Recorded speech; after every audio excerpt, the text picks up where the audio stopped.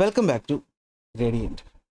നമ്മളിന്ന് റിവൈസ് ചെയ്യാൻ പോകുന്നത് മണി ആൻഡ് എക്കോണമി എന്ന എക്കണോമിക്സിൻ്റെ അല്ലെങ്കിൽ നമ്മുടെ സോഷ്യൽ സയൻസ് 2-ൻ്റെ 5ാമത്തെ ചാപ്റ്ററാണ്. അത്യാവശ്യം വലിയ ചാപ്റ്ററാണ്, നല്ല രീതിയിൽ കൺഫ്യൂഷൻ ഉണ്ടാക്കുന്ന ചാപ്റ്ററുമാണ്. അപ്പോൾ നമുക്ക് ഇന്നത്തെ ഒറ്റ ക്ലാസ് കൊണ്ട് എന്ത് ചെയ്യാം, ഈ ഒരു ചാപ്റ്റർ റിവൈസ് ചെയ്യാം. ഇനി ആദ്യമായിട്ട് ചാനൽ കാണുന്നവരാണെങ്കിൽ നിങ്ങൾക്ക് വേണ്ടി പറയുകയാണ്, ഈ ചാപ്റ്ററിൻ്റെ അതുപോലെ തന്നെ നമ്മുടെ മറ്റ് സോഷ്യൽ സയൻസ് ചാപ്റ്റേഴ്സിൻ്റെ ഒക്കെ നോട്ടുകൾ നമ്മുടെ ടെലഗ്രാം ചാനലിൽ അവൈലബിൾ ആണ്. നിങ്ങൾക്കത് ഫ്രീ ആയിട്ട് ഡൗൺലോഡ് ചെയ്തെടുക്കാം, റിവിഷന് വേണ്ടിയിട്ട് യൂസ് ചെയ്യാം. അതിന് വേണ്ടിയിട്ട് ഡിസ്ക്രിപ്ഷനിലെ ലിങ്ക് ക്ലിക്ക് ചെയ്ത് കഴിഞ്ഞാൽ ചാനലിൽ ജോയിൻ ചെയ്യാവുന്നതാണ്, അല്ലെങ്കിൽ വാട്സാപ്പ് ലിങ്ക് ഇവിടെ കൊടുത്തിട്ടുണ്ട്. അപ്പോൾ മണി ആൻഡ് എക്കോണമി എന്ന് പറയുന്ന ഒരു ചാപ്റ്ററിൽ നമ്മൾ ആദ്യം പഠിക്കാനുള്ളത് എന്താണ് മണി എന്നാണ്. അപ്പോൾ വാട്ട് ഈസ് മണി എന്നൊരു ചോദ്യം വന്നാൽ നിങ്ങൾ ഉത്തരം എഴുതേണ്ടത് anything accepted in exchange of goods and services can be generally called money എന്നാണ്. ഗുഡ്സും സർവീസും, സാധനങ്ങളോ സേവനങ്ങളോ നമ്മൾ വാങ്ങുമ്പോൾ പകരം കൊടുക്കുന്ന അക്സെപ്റ്റബിളായ, രണ്ട് കൂട്ടർക്കും അക്സെപ്റ്റബിളായ ഏതൊരു വസ്തുവിനെയും നമുക്ക് പൈസ എന്ന് വിളിക്കാം.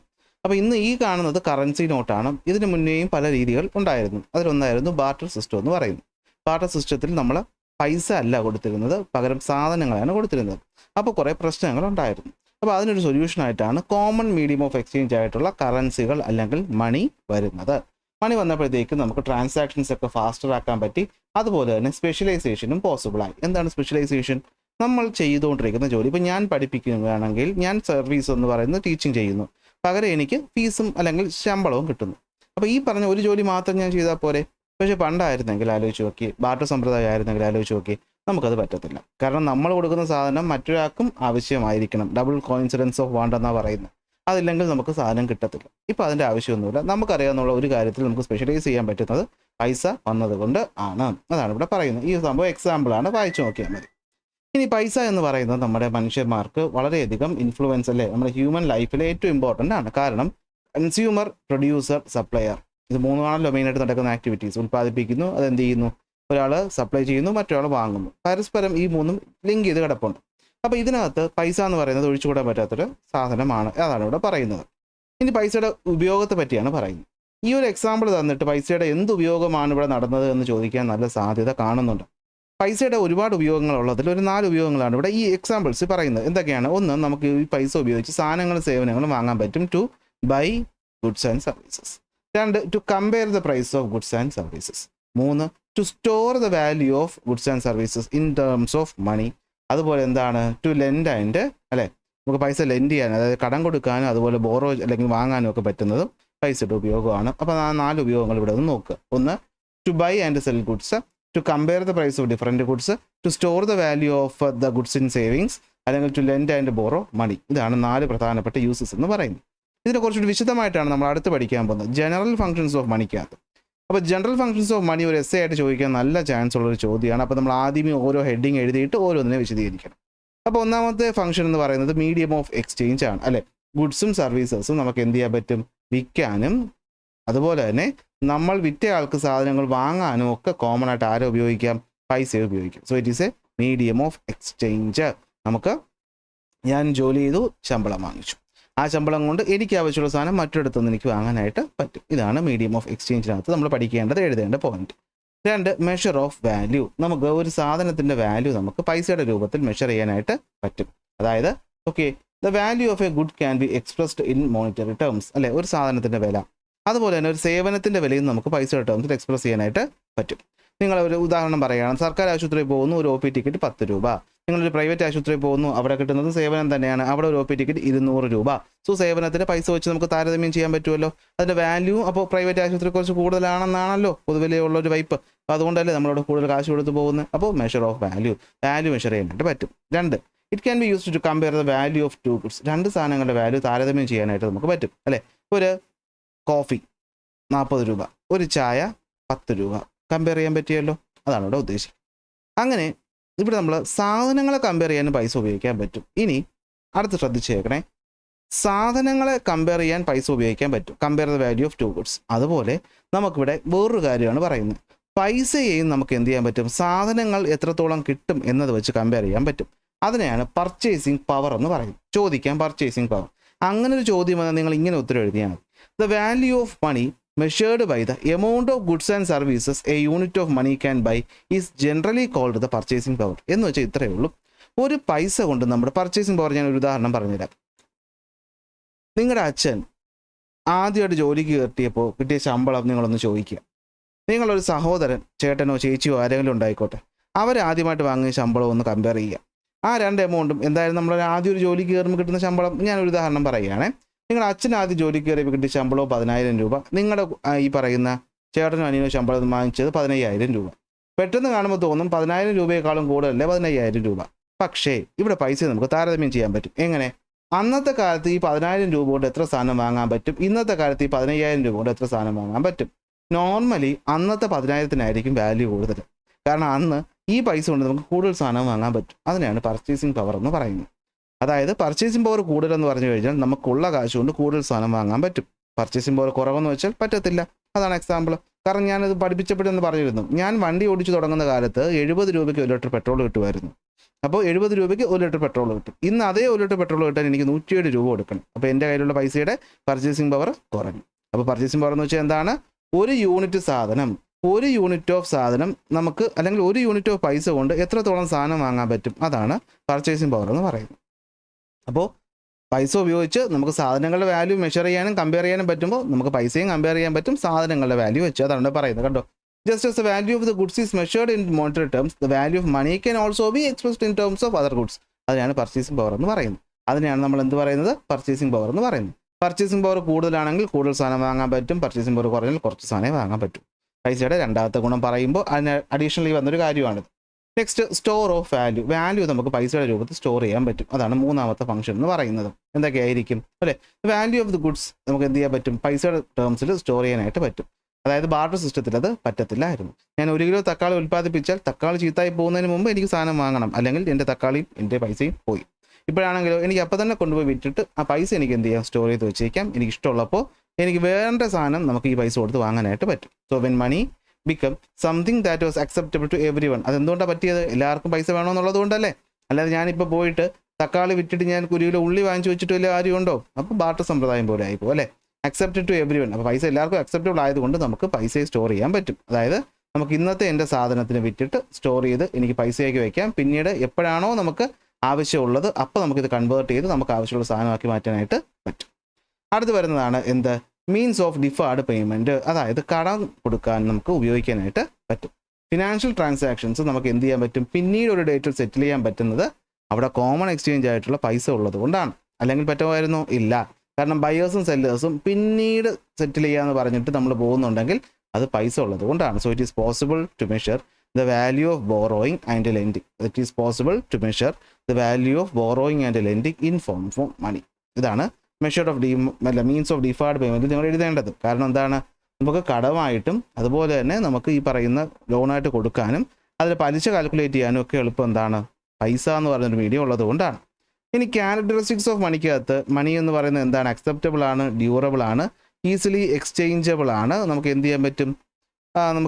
ഈസി ആയിട്ട് കൺവേർട്ട് ചെയ്യാനും ഒക്കെ പറ്റും അല്ലേ. അതുകൊണ്ടൊക്കെയാണ് പൈസയുടെ ഗുണമെന്ന് പറയുന്നത്. ഓക്കെ, ഇനി അടുത്ത എസ്സേ ചോദ്യമാണ് how does money work in the economy? പൈസ എങ്ങനെയാണ് എക്കോണമി വർക്ക് ചെയ്യുന്നത്? അപ്പോൾ പൈസ എക്കോണമിയിൽ എങ്ങനെ വർക്ക് ചെയ്യുന്നു എന്ന് ചോദിച്ചു കഴിഞ്ഞാൽ നമ്മുടെ 3 ആക്ടിവിറ്റീസ്, പ്രൈമറി, സെക്കൻഡറി, ടെറിഷറി, ഇത് മൂന്നിനെയും പരസ്പരം കണക്ട് ചെയ്യുന്ന ലിങ്ക് എന്ന് പറയുന്നത് പൈസയാണ്. ഒരു ഉദാഹരണം നമുക്ക് നോക്കിക്കഴിഞ്ഞാൽ അതിന് മുമ്പ് അത് ഡെഫിനിഷൻ നോക്കാമല്ലോ. It stimulate economic activities of production, distribution and consumption and strengthen the economy by making transactions faster. അപ്പോൾ ഒരു എക്കോണമിയിൽ പൈസയുടെ ഗുണം യൂസ് എന്തെന്ന് ചോദിച്ചാൽ അത് എക്കണോമിക് ആക്ടിവിറ്റീസിനെ സ്റ്റിമുലേറ്റ് ചെയ്യും. എങ്ങനെ? പ്രൊഡക്ഷനെയും ഡിസ്ട്രിബ്യൂഷനെയും കൺസംഷനെയും അത് സ്ട്രെങ്തൻ ചെയ്യും. എങ്ങനെയെന്ന് നോക്കാം. റൈസ് പ്രൊഡ്യൂസ് ചെയ്യുന്ന ആൾ, റൈസ് ഉൽപ്പാദിപ്പിക്കുന്ന പ്രൈമറി സെക്ടറിൽ വരുന്ന ആളാണ്. അയാൾക്ക് ഒരുപാട് സാധനങ്ങൾ വേണം. ഫെർട്ടിലൈസർ, സീഡ്, പെസ്റ്റിസൈഡ്, മെഷീൻ വേണം. അത് വാങ്ങുന്ന എവിടെ നിന്നായിരിക്കും? സെക്കൻഡറി അല്ലെങ്കിൽ ഇൻഡസ്ട്രിയൽ സെക്ടറിൽ നിന്നായിരിക്കും. അടുത്ത് ഇയാൾ ഉൽപ്പാദിപ്പിച്ച അരി കടയിൽ എത്തിക്കണമെങ്കിൽ എന്ത് വേണം? ട്രാൻസ്പോർട്ടേഷൻ വേണം. അവിടെയും ഇയാൾ കാശ് കൊടുക്കുന്ന ആർക്കായിരിക്കും? ടെറിഷറി സെക്ടർക്ക് അഥവാ ഈ പറയുന്ന ഡിസ്ട്രിബ്യൂട്ടറിനായിരിക്കും. അപ്പോൾ ഒന്ന് ആലോചിച്ചാൽ മതി. പ്രൈമറിയിൽ ഒരാൾ സാധനം ചെയ്യാൻ അയാൾ ആർക്കൊക്കെ കാശ് കൊടുത്തു? അയാൾ 2 പേർക്ക് കാശ് കൊടുത്തു. ഇൻഡസ്ട്രിക്കാരന് കാശ് കൊടുത്തു, അതുപോലെ തന്നെ ട്രാൻസ്പോർട്ടുകാരന് കാശ് കൊടുത്തു. ഇനി ഈ പറയുന്ന സാധനം മാർക്കറ്റിലെത്തി കഴിയുമ്പോഴത്തേക്കും ഈ ഇൻഡസ്ട്രിക്കാരനും അരി വേണം, ഈ പറയുന്ന ട്രാൻസ്പോർട്ടുകാരനും അരി വേണം. അപ്പോൾ അവർ രണ്ടുപേരും എന്ത് ചെയ്യും? അങ്ങോട്ട് കാശ് കൊടുത്ത് സാധനം വാങ്ങും. ആ കാശ് ആരെയും കിട്ടും? പ്രൈമറിക്കാരനെ കിട്ടും. അപ്പോൾ പൈസ കടന്ന് സർക്കുലേറ്റ് ചെയ്യുന്ന കണ്ടോ. അപ്പോൾ അതാണ് എക്കോണമിയിൽ പൈസയുടെ ജോലി എന്ന് പറയുന്നത്. The money received by the industry and the service sector is pumped back in to the economy എന്നതുകൊണ്ട് ഇതാണ് ഉദ്ദേശിക്കുന്നത്. ഓക്കെ, അത്രയേ ഉള്ളൂ സംഭവം. ഓക്കെ, പൈസയിൽ അങ്ങോട്ടും ഇങ്ങോട്ടും ഒക്കെ മാറും. അപ്പോഴാണ് നമ്മൾ വെലോസിറ്റി ഓഫ് സർക്കുലേഷൻ പഠിക്കേണ്ടത്. കണ്ടോ, ഇവിടെ തന്നെ ആലോചിച്ച് നോക്കി, രാവിലെ കടക്കാരൻ അല്ലെങ്കിൽ ഒരു മാസം മുമ്പേ നമ്മുടെ അരി ഉൽപ്പാദിപ്പിക്കുന്ന ആൾ ഇൻഡസ്ട്രിക്കാരന് കാശ് കൊടുത്തു. ഒരു മാസം കഴിഞ്ഞപ്പോൾ തിരിച്ച് ആ കാശ് അയാളുടെ കയ്യിൽ തന്നെ എത്തി. ഈ പറയുന്ന ആൾ അന്ന് മാർക്കറ്റിൽ രാവിലെ പോയപ്പോൾ ട്രാൻസ്പോർട്ടുകാരന് കാശ് കൊടുത്തു. അന്ന് ട്രാൻസ്പോർട്ടുകാരൻ ജോലി നിർത്തി വീട്ടിൽ പോയപ്പോൾ അതേ അരി വാങ്ങിച്ചുകൊണ്ട് പോയി. അപ്പോൾ പൈസ ഇങ്ങനെ സർക്കുലേറ്റ് ചെയ്യല്ലേ. അങ്ങനെ ഒരു പൈസ എത്ര തവണ സർക്കുലേറ്റ് ചെയ്യുന്നു, the number of times a unit of money is exchanged in a given period of time is known as velocity of circulation. അങ്ങനെ ഒരു നിശ്ചിത സമയത്തിനുള്ളിൽ പൈസ എത്ര തവണയാണ് ഇങ്ങനെ കൈമാറി പോകുന്നത്, അതിനാണ് വെലോസിറ്റി ഓഫ് സർക്കുലേഷൻ എന്ന് പറയുന്നത്. ചോദിക്കാം. ഓക്കെ, അപ്പോൾ an increase in the velocity of circulation എന്താ കാണിക്കുന്നത്? അവിടെ എക്കണോമിക് ഗ്രോത്ത് ഉണ്ടെന്നാണ് കാണിക്കുന്നത്. Decrease in the velocity of circulation എന്താ കാണിക്കുന്നത്? അവിടെ ഗ്രോത്ത് ഇല്ലെന്നാണ് കാണിക്കുന്നത്. കാരണം പൈസ സ്പെൻഡ് ചെയ്യണമെങ്കിൽ എന്തെങ്കിലും ആവശ്യം വേണ്ടേ, അല്ലാതെ ചുമ്മാ സ്പെൻഡ് ചെയ്യില്ലല്ലോ ആരും. അപ്പോൾ നിറച്ച് ആവശ്യങ്ങളുണ്ട്, നിറച്ച് പൈസ അങ്ങോട്ട് കൊണ്ട് സ്പെൻഡ് ചെയ്യുന്നുണ്ടെങ്കിൽ അവിടെ എന്താണ്, കൂടുതൽ സാധനങ്ങൾ ഉൽപ്പാദിപ്പിക്കുന്നു, സേവനങ്ങളുണ്ട്. അതല്ലേ ഒരു എക്കോണമിയുടെ അടിത്തറ എന്ന് പറയുന്നത്. അപ്പോൾ അത് കൂടുന്നു എന്നാണ് അർത്ഥം. അപ്പോൾ ചോദിക്കുക അല്ലേ, വെലോസിറ്റി സർക്കുലേഷൻ കൂടുമ്പോൾ എന്ത് കാണിക്കുന്നു, കുറയുമ്പോൾ എന്ത് കാണിക്കുന്നു, എഴുതാൻ പറ്റുമല്ലോ. അങ്ങനെ ഈ പറയുന്ന പൈസകൾ ആൾക്കാരുടെ കയ്യിൽ കിടന്ന് കളിക്കുന്ന കാര്യമാണ് നമ്മളിപ്പോൾ പറഞ്ഞത്. പൈസയുടെ ഫംഗ്ഷനുമാണ് പറഞ്ഞത്. ഇനി നമ്മൾ പഠിക്കാൻ പോകുന്നത് ബാങ്കുകളിലോട്ടാണ്. അതായത് കുറച്ചുകൂടി കൺഫ്യൂഷൻ വരുന്ന ഭാഗത്തോട്ട് പോവുകയാണ്. അപ്പോൾ ബാങ്ക് അല്ലെങ്കിൽ ഫിനാൻഷ്യൽ ഇൻസ്റ്റിറ്റ്യൂഷൻസ് എന്ന് പറയുന്നത് നമ്മൾ ഈ പറയുന്ന പൈസ ഡീൽ ചെയ്യുന്നതിൽ വളരെയധികം നമ്മളെ സഹായിക്കുന്നുണ്ട്. അപ്പോൾ ബാങ്കുകളെ പറ്റി പറയുമ്പോൾ രാജ്യത്തിൻ്റെ ബാങ്ക് എന്ന് പറയുന്നത് ആരാണ്? സെൻട്രൽ ബാങ്ക് ആണ്. അങ്ങനെ ഇന്ത്യയുടെ സെൻട്രൽ ബാങ്കിൻ്റെ പേരാണ് reserve bank of India. Reserve bank of India നിലവിൽ വരുന്നത് 1935 ഏപ്രിൽ 1 കൊൽക്കത്തയിലാണ്. ഓക്കെ, ഈ പറയുന്ന 34 reserve bank of India act പ്രകാരമാണ് വരുന്നത്. 37 ഇതിൻ്റെ ഹെഡ് ക്വാർട്ടേഴ്സ് എങ്ങോട്ട് മാറ്റി? മുംബൈയിലോട്ട് മാറ്റി. അതായത് ഇത് ബ്രിട്ടീഷുകാർ സ്ഥാപിക്കുന്നു. 47 അത് ഇന്ത്യയുടെ ഭാഗമായിട്ട് മാറുന്നു. അങ്ങനെ 49 ആയപ്പോൾ ഈ ബാങ്കിനെ നമ്മൾ നാഷണലൈസ് ചെയ്യുന്നു. എന്ന് വെച്ചാൽ ഈ ബാങ്കിൻ്റെ പൂർണ്ണമായ കൺട്രോൾ നമ്മുടെ സർക്കാരിലേക്ക് എത്തുന്നു. അപ്പോൾ നിങ്ങൾ ചോദിക്കുക, അങ്ങനെ അല്ലേ? ആലോചിച്ച് നോക്കി, ബാങ്കുകൾക്ക് സ്വന്തമായി പ്രവർത്തിക്കാൻ പറ്റും. അതിന് ഗവൺമെൻറ് സപ്പോർട്ട് ഇല്ലാതെയും പ്രവർത്തിക്കാനായിട്ട് പറ്റും. അതിന് ബാങ്ക് സർക്കാർ വേണമെന്നില്ല. എന്നാൽ സർക്കാർ പറയുന്ന നയങ്ങൾ ബാങ്കുകൾ ചെയ്യണമെന്ന് അടിച്ചേൽപ്പിക്കുന്ന, അല്ലെങ്കിൽ അടിച്ചേൽപ്പിക്കുന്നു എന്ന് പറഞ്ഞ് ശരിയല്ലല്ലോ അല്ലേ, ബാങ്കുകളെ സർക്കാരിൻ്റെ കൺട്രോളിൽ കൊണ്ടുവരുന്ന പരിപാടിയാണ് നാഷണലൈസേഷൻ എന്ന് സിമ്പിൾ ടേംസ് ഓർത്ത് വയ്ക്കാം. 49 റിസർവ് ബാങ്കിൻ്റെ ജോലി ഫുള്ള് ആര് ഏറ്റെടുത്തു? നമ്മുടെ കേന്ദ്ര ഗവൺമെൻറ്റിൻ്റെ കീഴിലാക്കി കൊണ്ടുവന്നു. അങ്ങനെയുള്ള ഒരു റിസർവ് ബാങ്കിൻ്റെ ഫങ്ഷൻസ് ചോദിക്കാൻ നല്ല സാധ്യതയുള്ള ഒരു എസ്ഐ ചോദ്യമാണ് RBIയുടെ ഫങ്ഷൻസ്. മിക്കവാറും ഇത് വരുമെന്നാണ് എനിക്ക് തോന്നുന്ന പരീക്ഷയ്ക്ക്. അപ്പോൾ നിങ്ങൾ ഓരോന്നായിട്ട് പറയണം. ഒന്നാമത്തെ ഫംഗ്ഷനാണ് printing and issuing of currency. രൂപകളും നാണയങ്ങളും പ്രിൻറ്റ് ചെയ്യുന്നതും ഇഷ്യൂ ചെയ്യുന്നതും അതിൻ്റെ വാല്യൂ തീരുമാനിക്കുന്നതും ആരാണ്?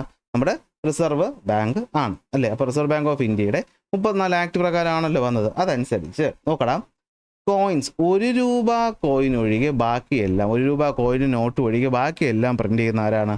റിസർവ് ബാങ്ക് ആണ്. The power to print and issue all the currencies except 1 coin and 1 rupee note ആരാണ്? റിസർവ് ബാങ്ക് ആണ്. ഇത് കൺട്രോൾ ചെയ്യുന്നത് ആരാണ്?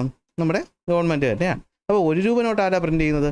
അത് ministry of finance and government of ഇന്ത്യയാണ് കൺട്രോൾ ചെയ്യുന്നത്. ഇന്നിപ്പോൾ 1 രൂപ നാണയവും അതുപോലെ നോട്ടിന് വലിയ പ്രസക്തിയൊന്നുമില്ല. അന്ന് ബ്രിട്ടീഷുകാർ വന്ന 34 നിയമത്തിൻ്റെ കാര്യമാണ് പറയുന്നത്. അന്ന് 1 രൂപയ്ക്ക് വെച്ച് വിലയുണ്ടായിരുന്നു. ഓക്കെ, അപ്പോൾ അതിൻ്റെ കാരണം നിങ്ങൾക്ക് മനസ്സിലായല്ലോ. അപ്പോൾ ബാങ്കും ഫിനാൻസ് ഗവൺമെൻറ്റും 2 രീതിയിലായിരുന്നു.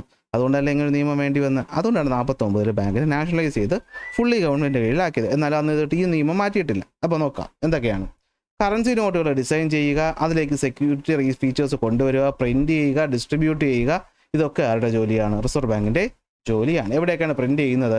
നമ്മുടെ RBIയുടെ പ്രസ്സുകൾ നാസിക് മഹാരാഷ്ട്രയിലുണ്ട്, ദേവാസ് മധ്യപ്രദേശിലുണ്ട്. അതുപോരാതെ മൈസൂർ കർണാടകയിലും സൽബോണി വെസ്റ്റ് ബംഗാളിലും നമ്മുടെ റിസർവ് ബാങ്ക് നോട്ട് മുന്ദ്രൻ ലിമിറ്റഡ് എന്ന് പറയുന്ന കമ്പനിയും പ്രവർത്തിക്കുന്നുണ്ട്. ഇനി കോയിനുകളാണെങ്കിൽ ഹൈദരാബാദ്, മുംബൈ, കൊൽക്കത്ത, നോയിഡ എന്നീ സ്ഥലങ്ങളാണ് പ്രിൻറ്റ് ചെയ്യുന്നത്. അപ്പോൾ ഇവിടെ വരുന്ന ചോദ്യമാണ് ഡീമോണിറ്റൈസേഷൻ എന്ന് വെച്ചാൽ എന്താണ്? പൈസ എത്ര രൂപയുടെ ഈ പറയുന്ന ഡിനോമിനേഷൻസ് 500, 1000, 500, 200, 250 ഇതൊക്കെ തീരുമാനിക്കുന്നത് റിസർവ് ബാങ്കാണ്. അതേ റിസർവ് ബാങ്കിന് എക്സിസ്റ്റിംഗ് ആയ നോട്ടിൻ്റെ വില ഇല്ലാതാക്കാനും തീരുമാനിക്കാൻ പറ്റും. അതിനാണ് ഡീമോണിറ്റൈസേഷൻ എന്ന് പറയുന്നത്. അപ്പോൾ എന്താണ്? Based on the government instruction, കണ്ടോ, സർക്കാർ ഇൻസ്ട്രക്ഷൻ അനുസരിച്ച് reserve bank of India can withdraw the currency note in circulation. Circulate ചെയ്തുകൊണ്ടിരിക്കുന്ന നോട്ടിനെ വിഡ്രോ ചെയ്യാൻ പറ്റും. ഈ കഴിവിനെയാണ് നമ്മൾ ഡീമോണിറ്റൈസേഷൻ എന്ന് പറയുന്നത്. നമുക്കറിയാം നവംബർ 8, 2016 ചെയ്തിട്ടുണ്ടായിരുന്നു. 1000, 500 വിലയില്ലാതാക്കി. ഇനി ബാങ്കുകളുടെ ബാങ്കായിട്ട് പ്രവർത്തിക്കുക. ബാങ്കേഴ്സ് ബാങ്ക് എന്ന് പറയുന്ന ആരാണ്? റിസർവ് ബാങ്കാണ്. അതായത് ഇവിടുത്തെ പോയിന്റ് നിങ്ങൾ ശ്രദ്ധിച്ച് പഠിച്ചാൽ കുറച്ച് കഴിയുമ്പോൾ റെപ്പോ റേറ്റും റിവേഴ്സ് റെപ്പോ റേറ്റും ഒക്കെ മനസ്സിലാവുള്ളൂ. ബാങ്കുകളുടെ ബാങ്ക് എന്ന് വെച്ചാൽ എന്താ? എടാ, നമ്മളൊരു സാധാരണ ബാങ്കിനകത്ത് നമുക്കറിയാമല്ലോ, ഇവിടെ ലക്ഷക്കണക്കിന് ആൾക്കാരുണ്ട്. ഈ ലക്ഷക്കണക്കിന് ആൾക്കാർ കൊണ്ടുവരുന്ന പൈസ അത്ര ഈ ബാങ്ക് അവിടെ സൂക്ഷിച്ചു വെച്ചേക്കോ? ഇല്ലല്ലോ. ബാങ്ക് എടുത്ത് മറ്റു പല ബിസിനസ്സും ഒക്കെ ചെയ്യും, അല്ലെങ്കിൽ ബാങ്കുകൾ മറ്റു പല ആക്ടിവിറ്റീസ് ഉപയോഗിക്കും. പക്ഷേ അതിൽ നിന്ന് ഒരു വലിയ ഷെയർ RBIയിൽ കൊണ്ടുവച്ചേക്കും. എന്തിനെന്ന് വെച്ചാൽ ഈ പറയുന്ന കൺസ്യൂമേഴ്സ് വന്ന് പൈസ തിരിച്ച് ചോദിക്കുമ്പോഴത്തേക്കും കൊടുക്കണ്ടേ? ബിസിനസ്സിൽ ഇൻവെസ്റ്റ് ചെയ്ത പൈസ പെട്ടെന്ന് കൊടുക്കാൻ പറ്റുമോ? ഇല്ല. അപ്പോൾ ഈ പറയുന്ന ബാങ്ക് എന്ത് ചെയ്യുമെന്ന് വെച്ച് കഴിഞ്ഞാൽ RBI നിന്ന് ലോൺ വാങ്ങും. എന്നിട്ടാണ് ഈ പൈസ കൊടുക്കുന്നത്. അപ്പോൾ നിങ്ങൾ ചോദിക്കുമ്പോൾ കുഴപ്പമുണ്ടോ? ശ്രദ്ധിച്ച് കേൾക്കണം. നമ്മൾ അങ്ങോട്ട് കൊടുക്കുന്ന പൈസ ബാങ്കിൻ്റെ കയ്യിലുണ്ട്. ബാങ്ക് അതിൻ്റെ ഒരു ഷെയർ RBI കൊണ്ട് വെച്ചിട്ടുണ്ട് സെക്യൂരിറ്റി ആയിട്ട്. എന്നിട്ട് ബാക്കി പൈസ അവർ വേറെ പല പരിപാടിക്കുകയോ ചെയ്യുന്നു. അപ്പോൾ പെട്ടെന്നൊരു ആവശ്യം വന്നു കഴിഞ്ഞാൽ ബാങ്ക് എന്ത് ചെയ്യും? RBI പോയിട്ട് ലോൺ എടുക്കും. ഇതൊന്ന് ഓർത്ത് വെച്ചോ. ഇത് ഓർമ്മയുണ്ടെങ്കിൽ repo rate reverse repo rate മനസ്സിലാവും. അല്ലെങ്കിൽ നിങ്ങൾ വിചാരിക്കും എന്തിനാണ് ഇവന്മാർ പോയി ലോൺ എടുക്കുന്നത്? അതിൻ്റെ ആവശ്യം എന്താണ്? ഇത്രയേ ഉള്ളൂ. ബാങ്ക് ഒരിക്കലും കാശ് മൊത്തം കൈ വയ്ക്കുകയോ ലോക്കർ സൂക്ഷിച്ച് വയ്ക്കുകയോ ചെയ്യത്തില്ല. അവർ മറ്റ് ബിസിനസ്സുകൾക്ക് ഇൻവെസ്റ്റ് ചെയ്യും, അല്ലെങ്കിൽ മറ്റു പലർക്കും അത് കടം കൊടുത്തുകൊണ്ടിരിക്കുകയാണ്. അപ്പോൾ ഇവരെ കൈ കാശ് ഉണ്ടാകത്തില്ല. അപ്പോൾ ഒരാൾ വന്ന് ചോദിക്കുമ്പോൾ പെട്ടെന്ന് കാശ് തിരിച്ചു കൊടുക്കണമെങ്കിൽ ഇവർ എന്ത് ചെയ്യും? അവർ RBI നിന്നാണ് വാങ്ങുന്നത്. ഈ RBI എന്ത് ചെയ്യും? നോട്ടൊക്കെ പ്രിന്റ് ചെയ്ത് എല്ലാം കൂടി സെറ്റ് ചെയ്ത് വെച്ചേക്കുന്ന സ്ഥാപനമാണ്. ഭയങ്കര സെക്യൂരിറ്റി അല്ലേ RBIക്ക്? അങ്ങനെ ഓർത്ത് വയ്ക്കുക. അപ്പോൾ the reserve bank of India act as the bankers bank എന്ന് വെച്ചാൽ എന്താ? It provide emergency loan to bank in the time of crisis. പിടികിട്ടിയോ? Maintain the reserve of bank, അതാണ് ആദ്യം കൊടുക്കുന്ന ഈ പൈസ, അതാണ് റിസർവ് ഓഫ് ബാങ്ക് എന്ന് പറയുന്നത്. And help to settle transaction between ബാങ്കുകൾക്കിടയിൽ ട്രാൻസാക്ഷൻ സെറ്റിൽ ചെയ്യുന്നതും RBI ആണ്. അടുത്ത ഫംഗ്ഷനാണ് control the money supply of money and credit. ഇവിടെയാണ് കൺഫ്യൂഷൻ നമ്മൾ തുടങ്ങുന്നത്. ആദ്യമേ മനസ്സിലാക്കുക എന്താണ് ഈ സപ്ലൈ ഓഫ് മണിയും ക്രെഡിറ്റിനകത്തും പറയുന്നത്. സപ്ലൈ ഓഫ് മണി എന്ന് പറഞ്ഞു കഴിഞ്ഞാൽ നമുക്കറിയാമല്ലോ, ഈ പൈസ എന്ത് വസ്തുവും കിട്ടാൻ ബുദ്ധിമുട്ടുണ്ടാകുമ്പോഴേ അതിന് വില ഉണ്ടാവുകയുള്ളൂ. സുലഭമായി കിട്ടുന്ന സാധനങ്ങൾക്ക് നമ്മൾ അധികം വില കൊടുക്കാറില്ല, കാരണം അത് എല്ലായിടത്തുനിന്നും കിട്ടുമല്ലോ. അതുകൊണ്ടാണ് നമുക്ക് ഈ പറയുന്ന റെയർ സാധനങ്ങളുടെ വില കൂടും. അതുപോലെ പൈസയും എക്കോണമിയിൽ ഒരു പരിധിക്ക് വരാവും. അതായത് ആ പറയുന്ന എക്കോണമിയിൽ എത്രത്തോളം സാധനങ്ങളും സേവനങ്ങളും ഉൽപ്പാദിപ്പിക്കും, അതിന് അങ്ങോട്ടും ഇങ്ങോട്ടും ട്രാൻസാക്ഷൻ ചെയ്യാൻ വേണ്ടിയുള്ള എമൗണ്ട് പൈസ മാത്രമേ ഒരു എക്കോണമിയിൽ ഉണ്ടാകാൻ പാടുള്ളൂ. അതിൽ കൂടുതൽ പൈസ വന്നാൽ അതിനെയാണ് നമ്മൾ പണപ്പെരുപ്പം അല്ലെങ്കിൽ ഇൻഫ്ലേഷൻ എന്ന് പറയുന്നത്. അപ്പോൾ ഇൻഫ്ലേഷൻ എങ്ങനെ നമുക്ക് അറിയാൻ പറ്റും? ഇൻഫ്ലേഷൻ അതായത് മാർക്കറ്റ് പൈസ കൂടിയോ കുറഞ്ഞെന്ന് അറിയാൻ പറ്റുന്നത് എങ്ങനെയാണ്? അത് സാധനങ്ങളുടെ വിലയിൽ വരുന്ന വ്യത്യാസം അനുസരിച്ചാണ്.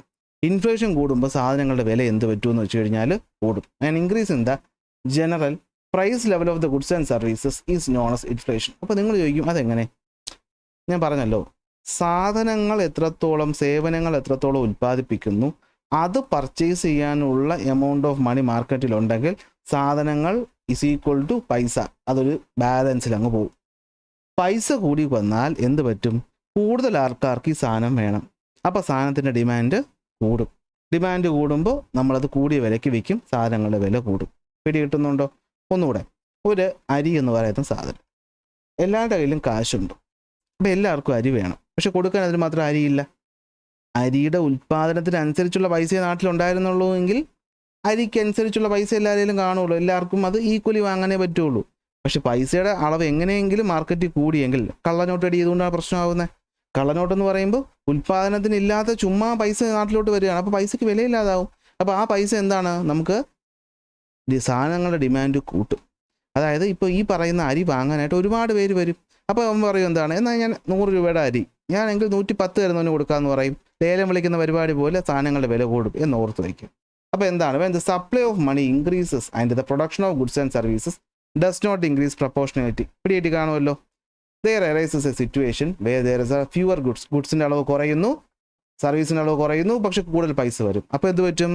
സാധനങ്ങളുടെ വില കൂടും. ഇതിനെയാണ് നമ്മൾ ഇൻഫ്ലേഷൻ എന്ന് വിളിക്കുന്നത്. നമുക്കപ്പോൾ ഇൻഫ്ലേഷൻ കണ്ടുപിടിക്കാനുള്ള വഴി എന്താണ്? കൺസ്യൂമറിൻ്റെ പ്രൈസ് ഇൻഡെക്സ് എടുക്കും. സാധനങ്ങളുടെ വില നമ്മൾ താരതമ്യം ചെയ്യും മുന്നത്തെ വർഷങ്ങളുമായിട്ട്. അപ്പോൾ എന്തുകൊണ്ടാണ് ഇത്രയും കൂടിയതെന്ന് നോക്കും. അപ്പോൾ ഇത്രയും കൂടിയിട്ടുണ്ടെങ്കിൽ അവിടെ പൈസ കൂടുതലായിട്ട് മാർക്കറ്റിൽ വന്നു. അതാണ് അതിൻ്റെ കാരണം എന്ന് പറയുന്നത്. അത് പ്രിപ്പയർ ചെയ്യുന്ന ആരാണ്? National statistical office under the ministry of statistical and program ഇംപ്ലിമെൻറ്റേഷനാണിത് മുന്നിൽ കൊണ്ടുവരുന്നത്. ഓക്കെ അല്ലേ? അപ്പോൾ ഈ പറയുന്ന പൈസയുടെ സപ്ലൈ എങ്ങനെയാണ് കൂടുന്നത്? അപ്പോൾ ഇവിടെയാണ് നമുക്ക് അടുത്ത കൺഫ്യൂഷൻ. അപ്പോൾ ഇത്രയേ ഉള്ളൂ. പിടികിട്ടിയല്ലോ. Control the supply of money and credit ആരുടെ ജോലിയാണ്? RBIയുടെ ജോലിയാണ്. അപ്പോൾ RBIക്ക് ഒരു കാര്യം അറിയണം, എത്രത്തോളം പൈസ ഇവിടെ സപ്ലൈയിൽ ഉണ്ടെന്ന് അറിയണം. എന്നാലേ സപ്ലൈ കൂടിയോ ഇല്ലേ, ഇൻഫ്ലേഷൻ ഉണ്ടോ ഇല്ലെന്ന് അറിയാൻ പറ്റുള്ളൂ. അപ്പോൾ എങ്ങനെ അറിയാൻ പറ്റുന്നത് മണി സപ്ലൈ ഉണ്ടോ എന്ന്? the inflation, if the inflation increases the economy without any control, it causes a decrease in the purchasing power. Purchasing power കുറയ്ക്കും എന്നുള്ളത് മനസ്സിലായല്ലോ. കാരണം പൈസ ഞാൻ പറഞ്ഞു, പെട്രോളിൻ്റെ വിലയിൽ മാറിയില്ലേ. ഞാൻ വണ്ടി പഠിച്ചപ്പോൾ എനിക്ക് 70 രൂപയ്ക്ക് കിട്ടും, ഇപ്പോൾ 107 രൂപയായി. കാരണം ഇൻഫ്ലേഷൻ നടക്കുകയാണ് നമ്മുടെ നാട്ടിൽ. അത് നമ്മുടെ എക്കോണമിക് ഗ്രോത്തിനെ മോശമായിട്ട് അഫക്റ്റ് ചെയ്യും. അപ്പോൾ നമുക്ക് എന്ത് ചെയ്യണം? ഇൻഫ്ലേഷൻ കൺട്രോൾ ചെയ്യണം. അപ്പോൾ അത് കൺട്രോൾ ചെയ്യണമെങ്കിൽ നമ്മൾ എന്ത് ചെയ്യണം? ഈ പറയുന്ന ക്വാണ്ടിറ്റി ഓഫ് മണി സപ്ലൈ എന്തുകൊണ്ട് കൂടുന്നു എന്ന് അറിയണം. അപ്പോൾ അതിനാദ്യം ക്വാണ്ടിറ്റി ഓഫ് മണി സപ്ലൈ നമ്മൾ കണ്ടെത്തണ്ടേ. അപ്പോൾ നമ്മളൊരു എക്കോണമിക്കലി ഈ പറയുന്ന ക്വാണ്ടിറ്റി ഓഫ് മണി സപ്ലൈ കണ്ടുപിടിക്കാനായിട്ട് ഉപയോഗിക്കുന്ന മെത്തേഡാണ് ഈ M1, M2, M3, M4 എന്ന് പറയുന്നത്. അപ്പോൾ ഇത്രയേ ഉള്ളൂ സംഭവം. The total amount of money held by the public and the money held with the bank and non banking financial ഇൻസ്റ്റിറ്റ്യൂഷൻസിനെയാണ് നമ്മൾ total money of the economy എന്ന് വിളിക്കുന്നത്. ഈ ടോട്ടൽ മണി എങ്ങനെയാണ് കണ്ടുപിടിക്കുന്നത്? കണ്ടുപിടിക്കാൻ വേണ്ടി നമ്മൾ പൈസയെ 4 ആയിട്ട് തിരിക്കും. അതിൽ ഈ ആദ്യത്തെ 2 എണ്ണത്തിന് നമ്മൾ വിളിക്കുന്ന പേരാണ് നാരോ മണി. എന്താണ്? നാരോ മണി. പിന്നീടുള്ള ഈ 2 എണ്ണത്തിന് വിളിക്കുന്ന പേരാണ് ബ്രോഡ് മണി. എന്താണ്? ബ്രോഡ് മണി എന്ന് വിളിക്കും. ഓക്കെ, അപ്പോൾ നാരോ മണിയും ബ്രോഡ് മണി. അപ്പോൾ നാരോ മണി എന്ന് വെച്ച് കഴിഞ്ഞാൽ എന്താണ്? M1ഉം M2ഉം ആണ് നാരോ മണിയിൽ വരുന്നത്. എന്താ സംഭവം? നമ്മുടെ ജനങ്ങളുടെ കയ്യിലുള്ള പൈസ, നോട്ട്, കോയിൻ, അതുപോലെ തന്നെ നമുക്ക് പെട്ടെന്നെടുത്ത് ഉപയോഗിക്കാൻ പറ്റുന്ന സേവിങ്സ് ഡെപ്പോസിറ്റിൻ്റെയും ടോട്ടലാണ് M1 എന്ന് പറയുന്നത്. ഇന്ത്യയിലെ ജനങ്ങൾ മൊത്തം എടുത്തു. ആ ജനങ്ങളുടെ എല്ലാവരുടെയും കയ്യിലുള്ള നോട്ടിൻ്റെ അളവ് നമ്മൾ എഴുതിയെടുത്തു. അതുപോലെ തന്നെ നമ്മുടെ കറൻസി, ഇവിടെ നമ്മുടെ സേവിങ്സ് ഡെപ്പോസിറ്റ് കിടക്കുന്ന കാശ്, കാരണം നമുക്ക് പെട്ടെന്നെടുത്ത് ഉപയോഗിക്കാൻ പറ്റുമല്ലോ, അതിനെയാണ് നമ്മൾ M1 എന്ന് വിളിക്കുന്നത്. ഇനി ഇതേപോലെ നമുക്ക് പെട്ടെന്നെടുത്ത് ഉപയോഗിക്കാൻ പറ്റുന്ന ബാങ്ക് അല്ലാത്ത മറ്റൊരു സ്ഥാപനമാണ് പോസ്റ്റ് ഓഫീസ് എന്ന് പറയുന്നത്. അപ്പോൾ ഈ പറഞ്ഞ കയ്യിലുള്ള പൈസയുടെ കൂടെ പോസ്റ്റ് ഓഫീസിലെ പൈസയും കൂടി കൂട്ടുമ്പോൾ M2 ആയി. ഇത് രണ്ടിനെയും കൂടി ചേർത്ത് വിളിക്കുന്ന പേര് നാരോ മണി. അപ്പോൾ നാരോ മണിയുടെ പ്രത്യേകത എന്താ? പെട്ടെന്ന് നമുക്ക് എടുത്ത് ലിക്വിഡേറ്റ് ആക്കാം, അല്ലെങ്കിൽ നമുക്ക് പെട്ടെന്ന് എടുത്ത് ഉപയോഗിക്കാൻ പറ്റുന്ന പൈസയാണ് നാരോ മണി. അതിന് 2 ആയിട്ട് തിരിച്ചു. ഒന്ന് പോസ്റ്റ് ഓഫീസിലുള്ളത് പ്ലസ് കയ്യിലുള്ളതും M2 എന്ന് വിളിച്ചു. കയ്യിലുള്ളതും നമ്മുടെ കൊമേഴ്ഷ്യൽ ബാങ്കിലുള്ളതും ഏതാണ്? സേവിങ്സ് ഡെപ്പോസിറ്റ് കിടക്കുന്നതും M1. അപ്പോൾ ഒന്നും കൂടെ, നാരോ മണി എന്ന് വെച്ചാൽ എന്താണ്? നമ്മുടെ കയ്യിലുള്ള കറൻസി നോട്ടും കോയിനും പ്ലസ് നമ്മുടെ സേവിങ്സ് ഡെപ്പോസിറ്റ് കിടക്കുന്ന പൈസ, അത് M1. അതിനോടൊപ്പം പെട്ടെന്ന് ഉപയോഗിക്കാൻ പറ്റുന്ന മറ്റൊരു സാധനമായ പോസ്റ്റ് ഓഫീസ് സേവിങ്സ് കൂടെ കൂട്ടിയാൽ അത് M2.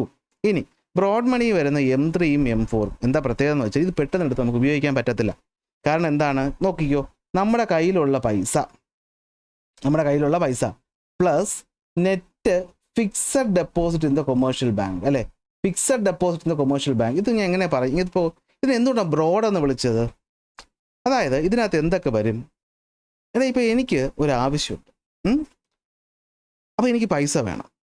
അപ്പോൾ എനിക്ക് പെട്ടെന്ന് എടുത്ത് ഉപയോഗിക്കാൻ പറ്റുന്ന പൈസയാണ് നമ്മുടെ നാരോ മണി എന്ന് പറയുന്നത്.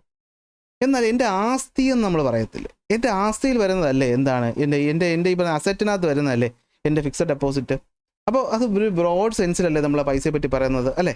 ഇപ്പോൾ ഒരുത്തിന് വേലയും കൂലിയില്ല, പക്ഷേ അവൻ്റെ അക്കൗണ്ടിൽ കുറേ ഫിക്സഡ് ഡെപ്പോസിറ്റ് ഉണ്ടെങ്കിൽ അവൻ പൈസക്കാരൻ തന്നെയാണല്ലോ. എന്നാൽ പെട്ടെന്ന് നോക്കുമ്പോൾ പൈസക്കാരനായിട്ട് തോന്നുന്നു ഇല്ല. അപ്പോൾ നമ്മൾ ബ്രോഡായി ചിന്തിക്കണം. കുറച്ച് വിശാലമായി നോക്കുമ്പോൾ അവൻ പൈസക്കാരനാണ്. അങ്ങനെ ചിന്തിച്ച് നോക്കുക. ചിലപ്പോൾ കൺഫ്യൂഷനായി കാണല്ലേ ഞാൻ പറഞ്ഞത്. അപ്പോൾ M3 എന്ന് വെച്ചാൽ എന്താണ്?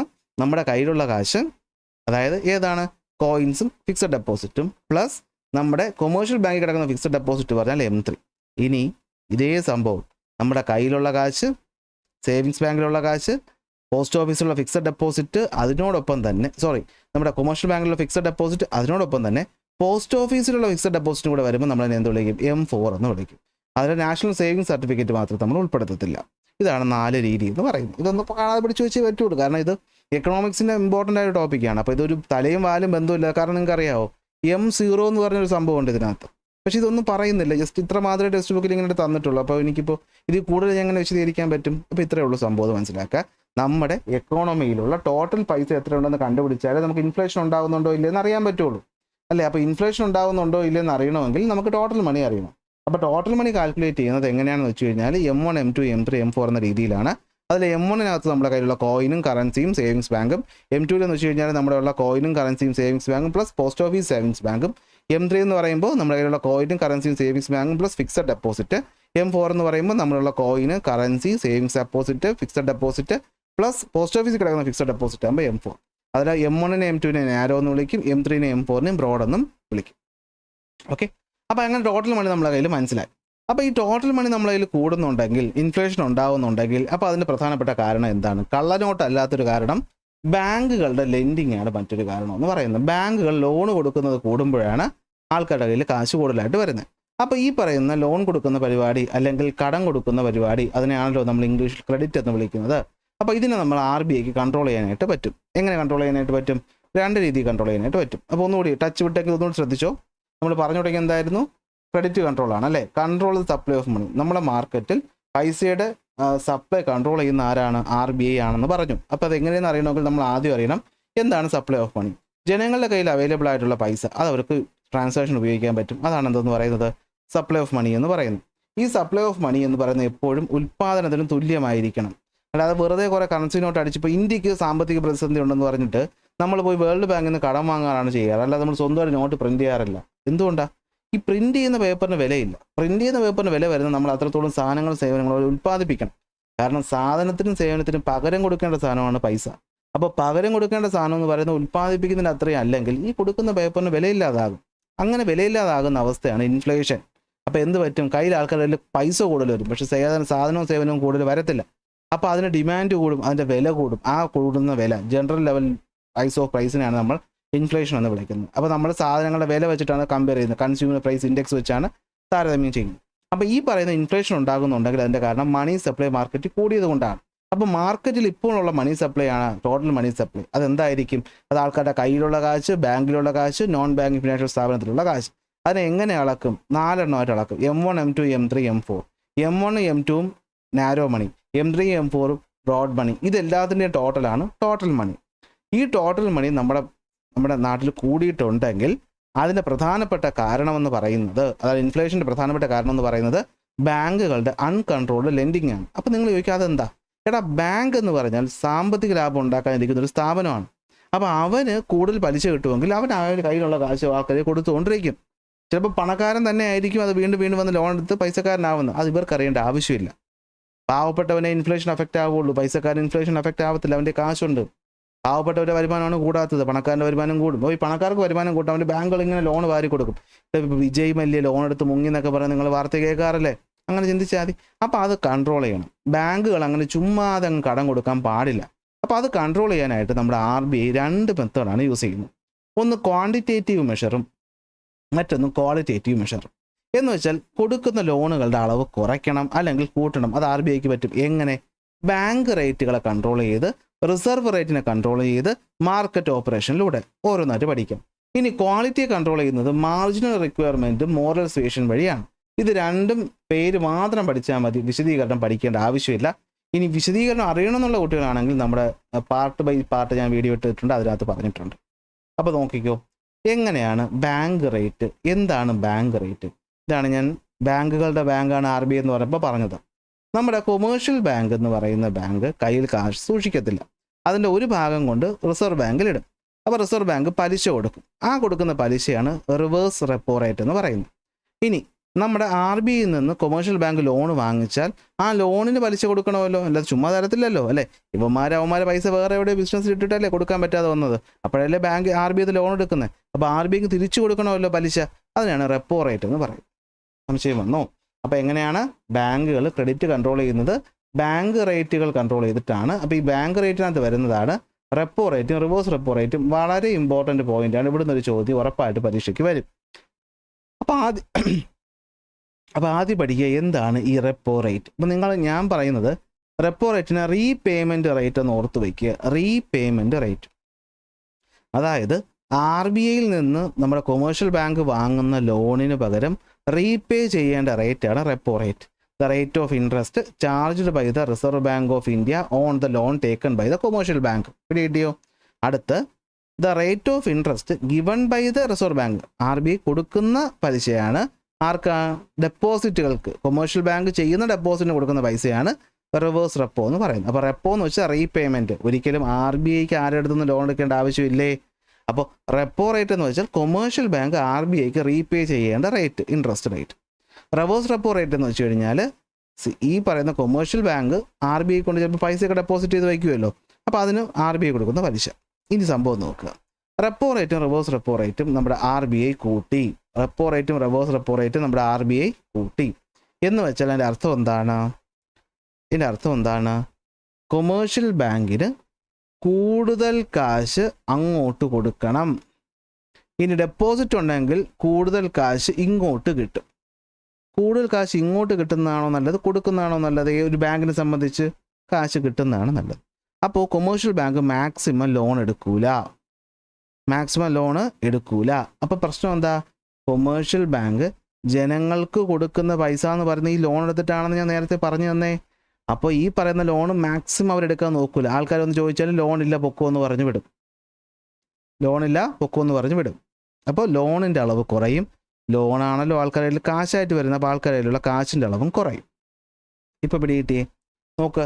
When the RBI increases the rate, ഏത് റെപ്പോ റേറ്റും റിവേഴ്സ് റെപ്പോ റേറ്റും, കൊമേഴ്ഷ്യൽ ബാങ്ക് റേറ്റ് ചേഞ്ച് ചെയ്യും. അത് പറഞ്ഞുതരാം. When the rate are increased, money available with the commercial bank for lending falls. Commercial ബാങ്കിൻ്റെ കയ്യിൽ ജനങ്ങൾക്ക് കൊടുക്കാൻ വേണ്ടിയുള്ള കാശിൻ്റെ അളവ് കുറയും.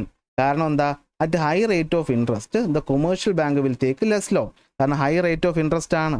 അപ്പോൾ കൊമേഴ്ഷ്യൽ ബാങ്ക് ലോൺ എടുക്കത്തില്ല. From the RBI and deposit more, maximum പൈസ അങ്ങോട്ട് ഇടാനേ നോക്കൂ. കാരണം പലിശ കൂടുതൽ കിട്ടുകയാണല്ലോ എന്ന് വിചാരിക്കും. ഇനി ഒരു കാര്യം ശ്രദ്ധിച്ചു, കൊമേഴ്ഷ്യൽ ബാങ്കിന് എവിടുന്നാ പൈസ? ജനങ്ങളുടെ പൈസയല്ലേ. അപ്പോൾ ജനങ്ങൾ പൈസ കൊമേഴ്ഷ്യൽ ബാങ്ക് കൂടുതൽ കൊണ്ടിട്ടാലല്ലേ കൊമേഴ്ഷ്യൽ ബാങ്കിന് അത് RBI കൊണ്ടിടാൻ പറ്റുള്ളൂ. അപ്പോൾ ബാങ്ക് എന്ത് പറയും? ജനങ്ങളുടെ അടുത്ത് എന്ത് പറയും? നിങ്ങളിപ്പോൾ പൈസ കൊണ്ടിടുകയാണെങ്കിൽ നിങ്ങൾക്ക് കൂടിയ പലിശ തരാമെന്ന് പറയും. അപ്പോൾ ജനങ്ങൾ എന്ത് ചെയ്യും? മാക്സിമം പൈസ കൊണ്ട് ബാങ്ക് ഇടും. ആ പൈസ ബാങ്ക് എടുത്ത് RBIയിലിടും. RBI കൊമേഴ്ഷ്യൽ ബാങ്കിന് കൊടുക്കും, കൊമേഴ്ഷ്യൽ ബാങ്ക് പബ്ലിക്കിന് കൊടുക്കും. അതാണ് ഇവിടെ പറയുന്നത്. In the same way the loan taken by the public will also be less. കണ്ടോ, ഇവിടെ കൊമേഴ്ഷ്യൽ ബാങ്ക് കൊടുത്താലല്ലേ ജനങ്ങൾക്ക് ലോൺ കിട്ടൂ. അപ്പോൾ ജനങ്ങൾക്ക് ലോൺ കൊടുക്കണമെങ്കിൽ കൊമേഴ്ഷ്യൽ ബാങ്ക് എന്ത് പറയും? ഞങ്ങൾക്ക് RBIക്ക് ഇത്ര ശതമാനം, ഇപ്പോൾ RBIക്ക് ഞങ്ങൾ 10% കൊടുത്താലേ RBI എനിക്ക് ലോൺ വരൂ. അപ്പോൾ നിങ്ങൾ എനിക്ക് 11% തന്നാലേ എനിക്ക് കൊടുക്കാൻ പറ്റുമോ? ജനങ്ങൾ കൂടുതൽ പൈസ തിരിച്ചടയ്ക്കണ്ടേ. അപ്പോൾ അവർ ലോൺ എടുക്കൂല, അവരെന്ത് ചെയ്യില്ല. The loan taken public will be less. അപ്പോൾ എന്ത് പറ്റും? So the money available with the economy കുറയും. അടുത്ത് ഇത് കുറച്ച് കഴിഞ്ഞാൽ when the rate of interest is high people will prefer to save more money. അല്ലേ, ഈ പറയുന്ന റേറ്റ് കൂടി നിൽക്കുമ്പോൾ ആൾക്കാർക്കും സേവ് ചെയ്യാൻ ഇഷ്ടം, ലോൺ എടുക്കത്തില്ല. കാരണം എന്താ? ഇപ്പം നമ്മൾ ലോൺ എടുത്ത് സാധനം വാങ്ങാതിരുന്നാൽ നമുക്കത് കൂടുതൽ പൈസയായിട്ട് കിട്ടും. അപ്പോൾ ഇങ്ങനെയാണ് നമ്മൾ റേറ്റ് കൺട്രോൾ ചെയ്യുന്നത്. അപ്പോൾ ഇൻഫ്ലേഷൻ ഉണ്ടായാൽ നാട്ടിലെ ആൾക്കാരുടെ കയ്യിൽ കൂടുതൽ പൈസ ഉണ്ടെന്ന അർത്ഥം. അപ്പോൾ കൂടുതൽ പൈസ കുറയ്ക്കാനുള്ള വഴി എന്താണ്? ആ പൈസയെ മൊത്തം കൊണ്ട് ബാങ്ക് ഡെപ്പോസിറ്റ് ചെയ്ത് കഴിഞ്ഞാൽ ട്രാൻസാക്ഷൻ നടത്താനുള്ള പൈസ കുറയുമല്ലോ. അപ്പോൾ എന്ത് പറ്റും? സാധനങ്ങളുടെ വിലയും കുറയും. അപ്പോൾ അതിന് വേണ്ടിയിട്ട് എന്ത് ചെയ്യും? ബാങ്ക് റേറ്റ് കൂട്ടും, റെപ്പോ റേറ്റും റിവേഴ്സ് റെപ്പോ റേറ്റും കൂട്ടും. ഇത് കേട്ടിട്ടൊന്ന് വായിച്ചു നോക്കിയാൽ ഇത് കിട്ടും നിങ്ങൾക്ക്. അടുത്ത പരിപാടിയാണ് എന്ത്? നമ്മുടെ ക്യാഷ് റിസർവ് റേഷ്യോ കൺട്രോൾ ചെയ്യുന്നത്. എന്താണ് ക്യാഷ് റിസർവ് എന്ന് പറഞ്ഞു കഴിഞ്ഞാൽ? ക്യാഷ് റിസർവ് എന്ന് വെച്ച് കഴിഞ്ഞാൽ നമുക്ക് കൊമേഴ്ഷ്യൽ ബാങ്കൊക്കെ കിട്ടുന്ന കാശിൽ നിന്ന് the amount of money the bank must keep as reserve with the reserve bank of India out of the money they receive as deposit. ഞാൻ പറഞ്ഞു, ഒരു ഗ്യാരണ്ടിക്ക് വേണ്ടിയിട്ട് എപ്പോഴും കൊമേഴ്ഷ്യൽ ബാങ്കുകൾ കുറച്ച് പൈസ RBI കൊണ്ട് ഇടണമെന്ന് ഞാൻ നേരത്തെ പറഞ്ഞപ്പോഴും പറഞ്ഞു. ആ ഇടേണ്ട പൈസയുടെ അളവിനെയാണ് ക്യാഷ് റിസർവ് റേഷ്യോ എന്ന് പറയുന്നത്. അതായത് നമ്മുടെ ബാങ്കിന് ജനങ്ങൾ കൊണ്ടിട്ട് കൊടുത്ത കാശ് മൊത്തം എടുത്ത് വേറെ ബിസിനസ്സിലിടാനൊന്നും പറ്റത്തില്ല. കാരണം ഈ ബാങ്ക് പൊളിഞ്ഞു പോയാൽ എന്ത് ചെയ്യും? അപ്പോൾ അതിൽ നിന്ന് ഒരു പൈസ എവിടെ കൊണ്ടിടണം? റിസർവ് ബാങ്ക് ഓഫ് ഇന്ത്യയെ കൊണ്ടിടണം. നേരത്തെ പലിശ കിട്ടുമെന്ന് പറഞ്ഞ കാര്യമല്ല, ഇത് റിസർവായിട്ട് കൊണ്ടിടണം. ഈ പൈസ തൊടാൻ പറ്റത്തില്ല, ഇത് അവിടെ കിടക്കണം. അപ്പോൾ ആ പൈസ ആർക്ക് ചിലവാക്കാനും പറ്റത്തില്ല. ബാങ്കിന് ലോണായിട്ട് കൊടുക്കാൻ പറ്റുമോ മറ്റൊരാൾക്ക്? അല്ലെങ്കിൽ ബിസിനസ്സിൽ കൊണ്ടിടാൻ പറ്റുമോ? പറ്റത്തില്ല. അപ്പോൾ ക്യാഷ് റിസർവ് റേഷ്യോ എന്ന് പറയുന്നത് കുറഞ്ഞാൽ, ഇപ്പോൾ ഞാൻ പറയുന്നതിൻ്റെ ഓപ്പോസിറ്റാണ് പറയാൻ പോകുന്നത്. ക്യാഷ് റിസർവ് റേഷ്യോ കുറഞ്ഞു കഴിഞ്ഞാൽ അതിൻ്റെ അർത്ഥം എന്താണ്? കുറച്ച് പൈസ കൊണ്ട് ബാങ്ക് ഇട്ടാൽ മതി. അപ്പോൾ ബാക്കി ഫുൾ പൈസ ഇവന്മാരുടെ കയ്യിലുണ്ട്. അപ്പോൾ അവർ മാക്സിമം ലോൺ കൊടുക്കും. എവിടെ നോക്കിയോ? When the cash reserve ratio decreases the amount of money available with the bank to lend increases and the availability of credit increases. എന്ന് വെച്ചാൽ ഇപ്പം ഞാൻ പറഞ്ഞതിൻ്റെ ഓപ്പോസിറ്റ് ആയിപ്പോയി. അപ്പോൾ എന്താ സംഭവം? ജനങ്ങൾ ബാങ്കിൽ കൊണ്ടിടുന്ന പൈസ, അതിൽ നിന്ന് RBI പറയും അതിൽ ഇത്ര ശതമാനം നിങ്ങൾ ഞങ്ങൾക്ക് കൊണ്ടിടണം. അപ്പോൾ ആ ഇടണമെന്ന് പറഞ്ഞ എമൗണ്ട് കുറയുകയാണ്. അപ്പോൾ 1 ലക്ഷം കിട്ടിക്കഴിഞ്ഞാൽ 25,000 കൊണ്ട് ഇട്ടാൽ മതി. ബാക്കി 75,000 ഇവന്മാരുടെ കയ്യിൽ ലോൺ കൊടുക്കാനായിട്ടുണ്ട്. അതാണ് ഇതിൻ്റെ അർത്ഥം. ഇനി when the cash reserve ratio increases, CRR കൂടിയെന്ന് വെച്ചാൽ എൻ്റെ അർത്ഥം എന്താ? ഈ പറയുന്ന ജനങ്ങൾ 1 ലക്ഷം കൊണ്ടിട്ടു. അപ്പോൾ RBI പറയും അതിൽ 50,000 ഞങ്ങൾക്ക് കൊണ്ട് തരണം. എന്നാൽ ഇവന്മാർക്ക് ഇപ്പോൾ ആകെ 50,000 അല്ലേ ബാക്കി ചിലവാക്കാനുണ്ടാവുള്ളൂ. അപ്പോൾ ആ 50,000 അല്ലേ മറ്റവർക്ക് ലോണായിട്ട് കൊടുക്കാൻ പറ്റുള്ളൂ. അപ്പോൾ ബാങ്കിൻ്റെ കയ്യിലുള്ള പൈസ കുറയും, ലെൻഡ് ചെയ്യാനുള്ള പൈസ കുറയും. ഇതാണ് സംഭവം. ഓക്കെ, മനസ്സിലായി കാണുമെന്ന് വിശ്വസിക്കുന്നു. അടുത്ത ആക്ട് ഗവൺമെൻറ്റ്സ് ബാങ്ക്. ഗവൺമെൻറ്റിൻ്റെ ബാങ്കായിട്ട് പ്രവർത്തിക്കുക. ഇത് RBIയുടെ ഫംഗ്ഷൻസാണ് നമ്മൾ പറഞ്ഞുകൊണ്ടിരുന്നത്. ഗവൺമെൻറ്റിൻ്റെ ബാങ്കായിട്ട് ഫംഗ്ഷൻ ചെയ്യുക. അപ്പോൾ ഗവൺമെൻറ്റിൻ്റെ ബാങ്കായിട്ട് ഫംഗ്ഷൻ ചെയ്യുക എന്ന് വെച്ച് കഴിഞ്ഞാൽ നമ്മുടെ ഫിസ്ക്കൽ പോളിസിയും മോണിറ്ററി പോളിസിയും കൺട്രോൾ ചെയ്യുക എന്നുള്ളതാണ്. അതായത് ഗവൺമെൻറ്റിന് എന്തെങ്കിലും പൈസയുടെ ആവശ്യങ്ങൾ, ഗവൺമെൻറ്റിൻ്റെ അക്കൗണ്ട് മെയിൻറ്റെയിൻ ചെയ്യുക, ബാങ്കിങ് സർവീസ് കൊടുക്കുക, ഫിനാൻഷ്യൽ മാനേജ്മെൻറ്റ് ചെയ്യുക, ഇതൊക്കെ RBI ആണ് ചെയ്യുന്നത്. RBI ഗവർണറിനെ നമ്മുടെ പ്രൈം മിനിസ്റ്ററിനെ കൺസൾട്ട് ചെയ്യാൻ പറ്റും. ഇനി ഇവരെന്തൊക്കെ തീരുമാനം എടുക്കും? ഫിസ്ക്കൽ പോളിസി എന്ന് വെച്ചാൽ ഇപ്പോൾ GST പോലുള്ള ടാക്സിൻ്റെ കാര്യങ്ങൾ നമ്മളത് പറഞ്ഞു തന്നത് കേന്ദ്ര ഗവൺമെൻറ് അല്ലേ, അല്ലാതെ RBI ഒന്നും അല്ലല്ലോ. അപ്പോൾ കേന്ദ്ര ഗവൺമെൻറ് നടത്തുന്ന ടാക്സേഷൻസും ഗവൺമെൻറ് എത്ര രൂപ സ്പെൻഡ് ചെയ്യണമെന്ന് പറഞ്ഞ പോളിസിയാണ് ഫിസ്ക്കൽ പോളിസി. ഇത് നിർമ്മിക്കാനും അതുപോലെ നമ്മുടെ ഈ പറയുന്ന ഇപ്പോൾ മോളി പറഞ്ഞില്ലേ ക്യാഷ് റിസർവ് റേഷ്യോ പോലെയുള്ള പൈസയുടെ കാര്യങ്ങൾ ചെയ്യുന്നത്, അതിനെയാണ് മോണിറ്ററി പോളിസി എന്ന് പറയുന്നത്. അപ്പോൾ ഒന്നുകൂടി ഫിസ്ക്കൽ പോളിസി എന്ന് വെച്ച് കഴിഞ്ഞാൽ എന്താണ്? Policy regarding taxation and government spending. Monetary policy എന്ന് വെച്ച് കഴിഞ്ഞാൽ എന്തായിരിക്കും? പൈസയുമായി ബന്ധപ്പെട്ട കാര്യം, അതായത് സപ്ലൈ ഓഫ് മണി ആൻഡ് ക്രെഡിറ്റും റേറ്റ് ഓഫ് ഇൻട്രസ്റ്റ് കൺട്രോൾ ചെയ്യുന്ന കാര്യങ്ങളൊക്കെ തീരുമാനിക്കുന്നത് RBIയും ഗവൺമെൻറ്റും ചേർന്നിട്ടാണ്. നെക്സ്റ്റ് വരുന്നതാണ് ഫോറിൻ എക്സ്ചേഞ്ചിൻ്റെ കസ്റ്റോഡിയൻ. അതായത് നമ്മുടെ രാജ്യം എപ്പോഴും സ്വർണത്തിൻ്റെ രൂപത്തിലും വിദേശ നാണ്യം പ്രധാനമായിട്ടും ഡോളറിൻ്റെ രൂപത്തിലും പൈസ സ്റ്റോർ ചെയ്ത് വയ്ക്കും. കാരണം നമ്മുടെ രാജ്യത്തിന് വിദേശ രാജ്യങ്ങളിൽ നിന്നും പല സാധനങ്ങളും വാങ്ങേണ്ടതായിട്ടുണ്ട്. അപ്പോൾ അതിന് വേണ്ട പൈസ നമ്മളെപ്പോഴും സ്റ്റോർ ചെയ്ത് വെച്ചേക്കും. ഇതാണ് ഫോറിൻ എക്സ്ചേഞ്ച് എന്ന് പറയുന്നത്.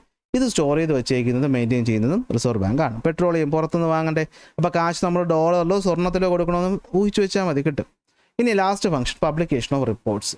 അതായത് ബാങ്കിങ് ട്രെൻഡ് ഇൻ ഇന്ത്യ എങ്ങനെയാണ്, monetary policy report, consumer survey, RBI bulletin പോലെയുള്ള റിപ്പോർട്ടുകൾ പബ്ലിഷ് ചെയ്യുന്നതും RBI ആണ്. ഇതാണ് പ്രധാനപ്പെട്ട RBI ഫംഗ്ഷൻസ്. ഒരു SI ചോദ്യമായിട്ട് ചോദിക്കാൻ ഇതിലും നല്ലൊരു ചോദ്യം ഈ ചാപ്റ്റർ ഒന്നും കിട്ടാനില്ല. ഓക്കെ, അതുകൊണ്ട് ഉറപ്പായിട്ടും അത് പഠിച്ചു വയ്ക്കണം. അതുപോലെ തന്നെ ഇവിടുന്ന് ചോദിക്കുന്നത് ക്യാഷ് റിസർവ് റേഷ്യോ.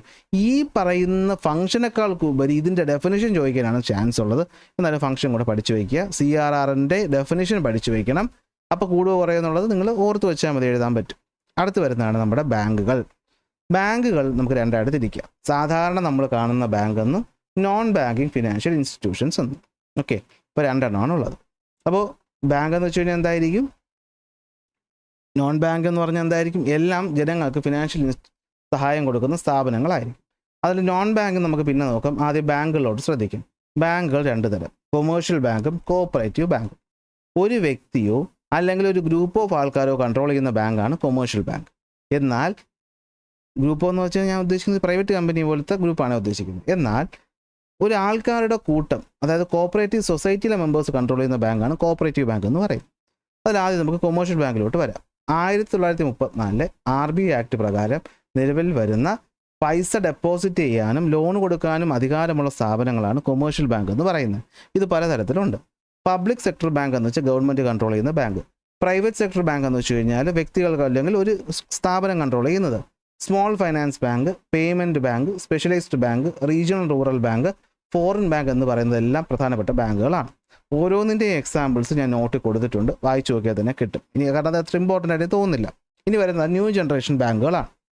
1990 നമ്മുടെ ഈ പറയുന്ന പുതിയ സാമ്പത്തിക നയം വന്നതിന് ശേഷം നിലവിൽ വന്ന ബാങ്കുകളാണ് ന്യൂ ജനറേഷൻ ബാങ്കുകൾ. ഇവർക്ക് ഒരുപാട് എന്തുണ്ട്, റിലാക്സേഷൻസ് ഒക്കെ കൊടുത്തിട്ടുണ്ട്. For example Axis bank, Mahindra bank, yes bank, Indus bank ഒക്കെയാണ് ന്യൂ ജനറേഷൻ ബാങ്കിനകത്ത് വരുന്നത്. ഓക്കെ അല്ലേ? അപ്പോൾ 90 ഈ പറയുന്ന ലിബറലൈസേഷൻ, പ്രൈവറ്റൈസേഷൻ, ഗ്ലോബലൈസേഷന് ശേഷം വരുന്ന ബാങ്ക്. ഇനി എന്തൊക്കെയാണ് ബാങ്കിൻ്റെ ഫങ്ഷൻസ്? രണ്ട് പ്രധാനപ്പെട്ട ജോലിയെ ബാങ്ക് ചെയ്യുള്ളൂ. ഒന്ന് ഡെപ്പോസിറ്റുകൾ അക്സെപ്റ്റ് ചെയ്യുക, മറ്റൊന്ന് എന്ത് കൊടുക്കുക, ലോണുകൾ കൊടുക്കുക. ഇത് രണ്ടാണ് പ്രധാനപ്പെട്ട ജോലി. അതിനാദ്യത്തെ ജോലിയാണ് ഡെപ്പോസിറ്റ് അക്സെപ്റ്റ് ചെയ്യുക. ജനങ്ങളുടെ കയ്യിൽ കൂടുതലായിട്ടുള്ള പൈസ ബാങ്കിലേക്ക് നമുക്ക് എന്ത് ചെയ്യാൻ പറ്റും, ഡെപ്പോസിറ്റ് ചെയ്യാൻ പറ്റും. ബാങ്ക് പകരം നമുക്ക് എന്ത് തരും, പലിശ തരും. എന്ത് തരും, പലിശ തരും. ഓക്കെ, 4 തരം ഡെപ്പോസിറ്റാണ് ഉള്ളത്. ഒന്ന് സേവിങ്സ് ഡെപ്പോസിറ്റ്. നിങ്ങളെല്ലാവരും തുടങ്ങിയിട്ടുള്ള ഡെപ്പോസിറ്റാണ് സേവിങ്സ് ഡെപ്പോസിറ്റ്. നമുക്ക് എപ്പോൾ വേണമെങ്കിലും പൈസ ഇടാം, എപ്പോൾ വേണമെങ്കിലും പൈസ എടുക്കാം. അപ്പോൾ നമ്മുടെ കയ്യിൽ ഒരു കുടുക്കയിലിട്ട് വെച്ചേക്കുന്നതിന് പകരം നമ്മൾ ബാങ്കിൽ കൊണ്ടിട്ടേക്കുന്നതേ ഉള്ളൂ. കണ്ടീഷനുണ്ട്, ബാങ്ക് ചെറിയൊരു പലിശ നമുക്ക് ഇങ്ങോട്ട് തരും. പക്ഷേ നമുക്ക് കണ്ടീഷൻസും ഉണ്ട്. നമുക്ക് എത്ര തവണ പൈസ എടുക്കാൻ പറ്റും, എത്ര രൂപ ഒരു ദിവസം എടുക്കാൻ പറ്റും, അതിനകത്തൊക്കെ ചെറിയ ലിമിറ്റും വെച്ചിട്ടുണ്ട്.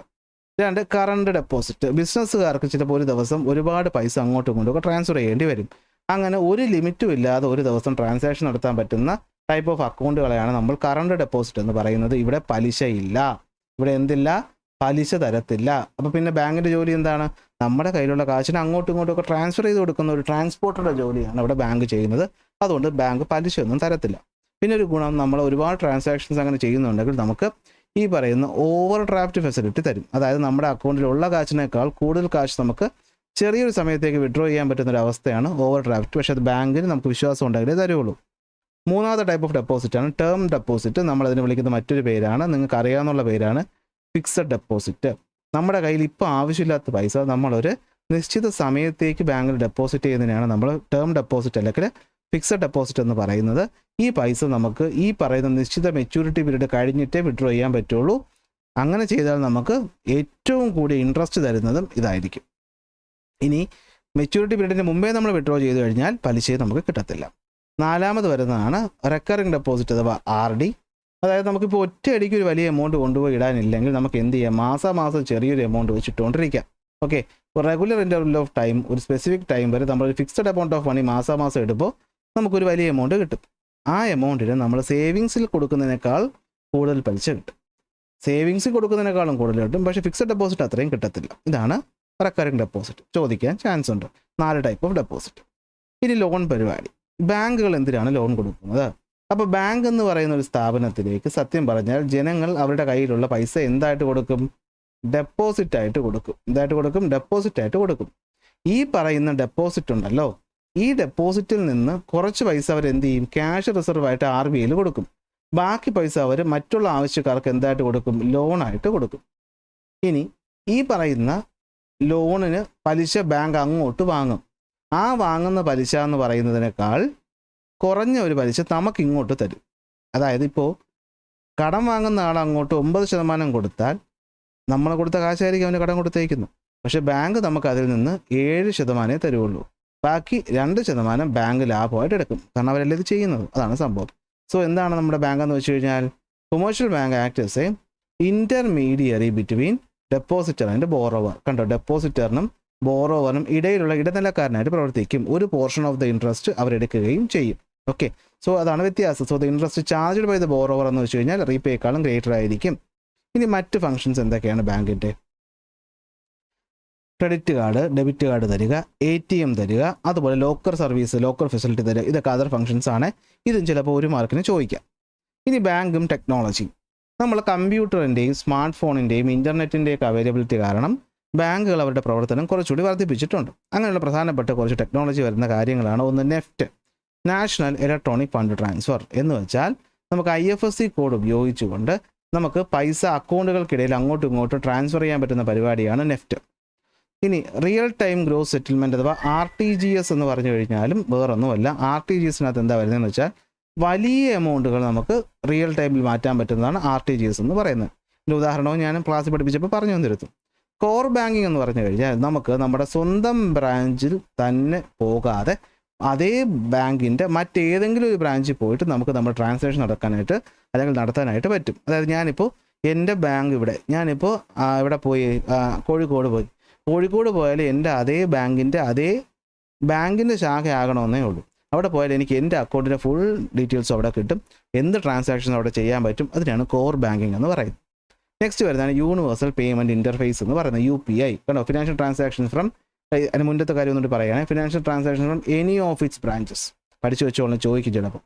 യൂണിവേഴ്സൽ പേയ്മെൻറ്റ് ഇൻ്റർഫേസ് എന്ന് വെച്ച് കഴിഞ്ഞാൽ എന്തായിരിക്കും? നമുക്ക് റിയൽ ടൈമായിട്ട് അക്കൗണ്ടുകൾക്കിടയിലൂടെ പൈസ ട്രാൻസ്ഫർ ചെയ്യാൻ പറ്റും. നമ്മുടെ ഗൂഗിൾ പേ, Paytm, ഫോൺപേ, ഭീം, ആമസോൺ പേ പോലെ ഉപയോഗിച്ചിട്ട് നാഷണൽ പേയ്മെൻറ്റ് കോർപ്പറേഷനാണ് ഡെവലപ്പ് ചെയ്തത്. നമുക്ക് എന്ത് ചെയ്യാൻ പറ്റും? ബാങ്ക് അക്കൗണ്ടിനെ മൊബൈൽ ആപ്ലിക്കേഷൻ വഴി കണക്ട് ചെയ്യാനായിട്ട് പറ്റും. നെക്സ്റ്റ് വരുന്നതാണ് non banking financial institutions. Bank കഴിഞ്ഞു, NBFI. അപ്പോൾ എന്തായിരിക്കും? നമ്മൾ പ്രധാനപ്പെട്ട ചെക്ക് വഴി പൈസ ട്രാൻസ്ഫർ ചെയ്യുക, ഡെപ്പോസിറ്റ് അക്സെപ്റ്റ് ചെയ്യുക, ലോണ് കൊടുക്കുക എന്നതൊഴിച്ച് ബാക്കി സാമ്പത്തിക ഇടപാടുകൾ നടത്താൻ സഹായിക്കുന്ന സ്ഥാപനങ്ങളാണ് നോൺ ബാങ്കിങ് ഫിനാൻഷ്യൽ ഇൻസ്റ്റിറ്റ്യൂഷൻസ് എന്ന് പറയുന്നത്. അതായത് നമ്മുടെ ഇൻഷുറൻസ് കമ്പനികൾ, മ്യൂച്വൽ ഫണ്ട് കമ്പനികൾ, ചിട്ടി നടത്തുന്ന സ്ഥാപനങ്ങളൊക്കെയാണ് ഇതിനകത്ത് വരുന്നത്. അപ്പോൾ ഇതിനെ കൺട്രോൾ ചെയ്യാനായിട്ട് RBI ഉണ്ടാകും, സെക്യൂരിറ്റീസ് എക്സ്ചേഞ്ച് ബോർഡ് അഥവാ SEBI ഉണ്ടാകും. മ്യൂച്വൽ ഫണ്ട് കമ്പനികൾക്ക് വേണ്ടിയിട്ട് insurance regulatory and development authority ഉണ്ടാകും. ഇൻഷുറൻസ് കമ്പനിയൊക്കെ LIC അതുപോലത്തെ കമ്പനികളില്ലേ. പിന്നെ നാഷണൽ ഹൗസിംഗ് ബാങ്കുകൾ ഉണ്ടായിരിക്കും. എന്തായിരിക്കും? ലോണുകൾക്ക് വേണ്ടിയിട്ട്. ഇനി നമുക്ക് സോഴ്സസ് ഓഫ് ക്രെഡിറ്റിലോട്ട് വരാം. അപ്പോൾ നമുക്കറിയാമല്ലോ, ബാങ്കുകളുടെ പ്രധാനപ്പെട്ട ജോലിയാണ് കടം കൊടുക്കുക. അപ്പോൾ ഏതൊരു രാജ്യത്തിൻ്റെയും ബിസിനസ് വളരണമെങ്കിൽ അവിടെ ക്രെഡിറ്റ് എന്ന് പറയുന്നത് വളരെ ഇമ്പോർട്ടൻ്റ് ആണ്. കാരണം ലോണ് കിട്ടിയാലേ നമുക്ക് പുതിയ പുതിയ സ്ഥാപനങ്ങളൊക്കെ തുടങ്ങാൻ പറ്റും. അല്ലെ, ആലോചിച്ച് നോക്കി, എനിക്കൊരു കമ്പനി തുടങ്ങണം, 10 ലക്ഷം രൂപ വേണം. എനിക്ക് കമ്പനി നടത്തി ചിലപ്പോൾ 50 കോടിയുടെ ലാഭം ഉണ്ടാകാം. പക്ഷേ എനിക്ക് ഇൻവെസ്റ്റ് ചെയ്യാനുള്ള പൈസ വേണ്ടേ? അപ്പോൾ നമ്മൾ വിശ്വസിച്ചു അല്ലെങ്കിൽ നമ്മുടെ കയ്യിലുള്ള സാധനങ്ങൾ ഈടായിട്ട് വെച്ചോ നമുക്ക് കടം വാങ്ങാൻ പറ്റും. അതിനാണ് ലോൺ എന്ന് പറയുന്നത്, അല്ലെങ്കിൽ ക്രെഡിറ്റ് എന്ന് പറയുന്നത്. ഇന്ത്യയിലുള്ള ലോണുകൾ നമുക്ക് 2 ആയിട്ട് തിരിക്കാം. ഫോർമൽ സോഴ്സ് ഓഫ് ക്രെഡിറ്റ് എന്നും ഇൻഫോർമൽ എന്നും. നമ്മളൊരു ബാങ്കോ അല്ലെങ്കിൽ ഒരു ഗവൺമെൻറ്റോ അല്ലെങ്കിൽ പ്രൈവറ്റോ ആയിക്കോട്ടെ, ഒരു ഫിനാൻസ് സ്ഥാപനത്തിൽ നിന്ന് നമ്മൾ മര്യാദയ്ക്ക് വാങ്ങുന്ന ലോണ് ഫോർമൽ ലോൺ. അതിൽ ബാങ്ക് വരും, നോൺ ബാങ്കിങ് ഫിനാൻഷ്യൽ ഇൻസ്റ്റിറ്റ്യൂഷൻസ് വരും, നമ്മുടെ ഈ പറയുന്ന കുടുംബശ്രീ പോലെയുള്ള സെൽഫ് ഹെൽപ്പ് ഗ്രൂപ്പുകൾ വരും, അല്ലെങ്കിൽ നമ്മുടെ ഗ്രാമീൺ ബാങ്ക് പോലുള്ള മൈക്രോ ഫൈനാൻസുകളും വരും. എന്നാൽ ഇൻഫോർമൽ എന്ന് വെച്ചാൽ നമ്മളവിടെ റെഗുലർ ആയിട്ടുള്ള ഒരു കാര്യമില്ല. അതായത് നമ്മൾ ഒരു ഡോക്യുമെൻ്റ് ഒന്നും ഒപ്പിട്ടല്ല വാങ്ങുന്നത്, വിശ്വാസത്തിൻ്റെ പുറത്ത് പൈസ അങ്ങോട്ടും ഇങ്ങോട്ടും കൊടുത്താൽ അതാണ് ഇൻഫോർമൽ. അത് മാറിപ്പോകരുത്. ലോക്കൽ മണി ലെൻഡേഴ്സ്, വട്ടിപ്പലിശ, കൂട്ടുകാർ, ബന്ധുക്കൾ. അപ്പോൾ ഇവിടുന്ന് എപ്പോഴും ചോദിക്കുന്നത് ഇതുപോലെ കുറേ എണ്ണം തന്നിട്ട് ഇതിൽ ഫോർമൽ ഏത് ഇൻഫോർമൽ ഏതെന്ന് എഴുതാനൊരു ചോദ്യം നിങ്ങൾക്ക് ഒരു 90% പരീക്ഷയ്ക്ക് എക്സ്പെക്റ്റ് ചെയ്യാം ഈ ചാപ്റ്ററിൽ നിന്ന്. ഓക്കെ, അപ്പോൾ നമുക്ക് അതാണ് വരുന്നത്. ഇനി വരുന്നതാണ് ക്യാഷ് ഡെപ്പോസിറ്റ് റേഷ്യോ. എന്ന് വെച്ചാൽ നമ്മൾ ലോൺ കൊടുക്കുന്ന കാര്യം പറയുമ്പോഴാണ് ഇത് നോക്കേണ്ടത്. ഒരു ബാങ്ക് അവരുടെ കയ്യിലുള്ള രൂപയിൽ നിന്ന് എത്രത്തോളം രൂപയാണ് ലോണായിട്ട് കൊടുത്തിട്ടുള്ളത്, അതിനാണ് നമ്മൾ ക്രെഡിറ്റ് ഡെപ്പോസിറ്റ് റേഷ്യോ എന്ന് പറയുന്നത്. Proportion of the banks deposit that are used for loan എടുക്കാൻ വേണ്ടി അല്ലെങ്കിൽ മറ്റുള്ളവർക്ക് ലോൺ കൊടുക്കാൻ വേണ്ടി ബാങ്ക് അവരുടെ കയ്യിലുള്ള രൂപയുടെ എത്രയാണ് ചിലവാക്കിയിട്ടുള്ളത്. ഓക്കെ, അത് RBI മോണിറ്റർ ചെയ്യും. കാരണം ഹൈ ക്രെഡിറ്റ് ഡെപ്പോസിറ്റ് റേഷ്യോ ആണെങ്കിൽ അതിൻ്റെ അർത്ഥം ആ ബാങ്ക് കുറച്ച് റിസ്ക് എടുത്ത്, അതായത് ആ ബാങ്കിൻ്റെ കയ്യിൽ എന്തായാലും അത്രയും കാശ് ഉണ്ടാവത്തില്ല. അതായത് ഡെപ്പോസിറ്റർ വന്ന് ചോദിച്ചു കഴിഞ്ഞാൽ കൊടുക്കാൻ അത്രയും കാശ് ഉണ്ടാവത്തില്ല, എങ്കിലും അവർ റിസ്ക് എടുത്ത് എന്ത് ചെയ്തേക്കാണ്, ആ കയ്യിലുള്ള പൈസ മൊത്തം മറ്റുള്ളവർക്ക് ലോൺ കൊടുത്തേക്കാണ്. ഇങ്ങനെ ഒരുപാട് കൊടുക്കുമ്പോഴാണ് ചിലപ്പോൾ ബാങ്കുകൾ പൂട്ടിപ്പോകുന്നത്. കാരണം പൈസ ഡെപ്പോസിറ്റ് ചെയ്ത് തിരിച്ചു ചോദിക്കുമ്പോൾ ഇവൻ തിരിച്ചടച്ചാലേ കൊടുക്കാൻ പറ്റുള്ളൂ, ഇവന്മാർ ചിലപ്പോൾ തിരിച്ചടയ്ക്കത്തില്ല. അപ്പോൾ ബാങ്ക് എന്ത് ചെയ്യും, പൊട്ടും. അങ്ങനെയാണ് ബാങ്ക് പൊളിയുന്ന പരിപാടി. ഓക്കെ, അപ്പോൾ ഇത് RBI ആണ് കൺട്രോൾ ചെയ്യുന്നത്. ഓക്കെ, ഇനി വരുന്നത് എന്താണ്, ഫിനാൻഷ്യൽ ഇൻക്ലൂഷനാണ്. ഫിനാൻഷ്യൽ ഇൻക്ലൂഷൻ എന്ന് വെച്ചാൽ വേറൊന്നുമില്ല. നമ്മൾ എന്താണ് ഫിനാൻഷ്യൽ ഇൻക്ലൂഷൻ ചോദിക്കാൻ നല്ല ചാൻസ് ഉള്ളൊരു ചോദ്യമാണ്. എന്താ വരുന്നതെന്ന് വെച്ച് കഴിഞ്ഞാൽ ബാങ്കിങ് സർവീസ് സാധാരണ ജനങ്ങളിലേക്ക് അല്ലെങ്കിൽ റൂറൽ പോപ്പുലേഷൻ അല്ലെങ്കിൽ മാർജിനലൈസ്ഡ് പീപ്പിൾസിലേക്ക് എത്തിക്കുന്ന പ്രോസസ്സാണ് ഫിനാൻഷ്യൽ ഇൻക്ലൂഷൻ എന്ന് പറയുന്നത്.